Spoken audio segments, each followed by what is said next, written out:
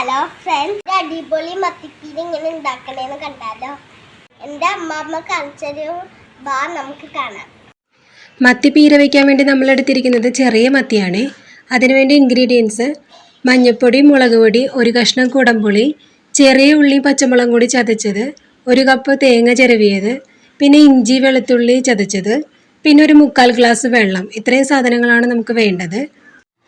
നമ്മൾ ഒരു കപ്പ് തേങ്ങ ചിരവിയത് എടുത്ത് വെച്ചിരുന്നല്ലോ, അതാദ്യം നമുക്ക് മത്തിയിലേക്ക് ഇട്ട് കൊടുക്കാം. പിന്നെ മുളക് പൊടിയും മഞ്ഞൾപ്പൊടിയും അതിലേക്ക് നമുക്ക് ഇട്ട് കൊടുക്കാം. അടുത്തതായി ചേർക്കേണ്ടത് ചെറിയ ഉള്ളിയും പച്ചമുളകും കൂടി ചതച്ച് വെച്ചിരുന്നല്ലോ, അതാണ്. അതിനുശേഷം ഇഞ്ചിയും വെളുത്തുള്ളിയും കൂടി ചതച്ച് വെച്ചത് നമുക്ക് ചേർത്ത് കൊടുക്കാം. അടുത്തതായി ആവശ്യത്തിനുള്ള ഉപ്പ് നമുക്ക് ചേർത്ത് കൊടുക്കാം. അതിനുശേഷം നമ്മൾ ഒരു 3/4 ഗ്ലാസ് വെള്ളം എടുത്ത് വെച്ചിരുന്നല്ലോ, അത് നമുക്ക് അതിലേക്ക് ഒഴിച്ചു കൊടുക്കാം.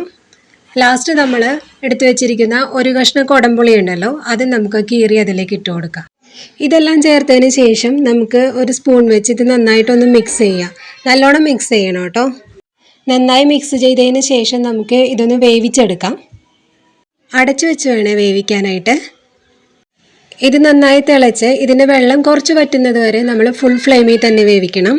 കുറച്ച് വെള്ളം വറ്റിയതിന് ശേഷം നമുക്ക് ഫ്ലെയിം ഒന്ന് കുറച്ച് വയ്ക്കാവേ. ഇതിലുള്ള മുഴുവൻ വെള്ളം വറ്റി തീരുന്നത് വരെ നമുക്ക് ലോ ഫ്ലെയിമിൽ വെച്ചിട്ട് ഇടയ്ക്ക് ഇങ്ങനെ ഇളക്കിക്കൊണ്ടിരിക്കണേ. വെള്ളം വറ്റി കഴിയുമ്പോൾ നമുക്ക് ഇതിലേക്ക് കുറച്ച് കറിവേപ്പിലയും പിന്നെ പച്ച വെളിച്ചെണ്ണയും ഇട്ട് കൊടുക്കാം.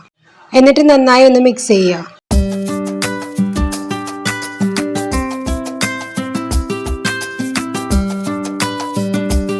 നമ്മുടെ മത്തിപ്പീര ഇവിടെ റെഡിയാണ്.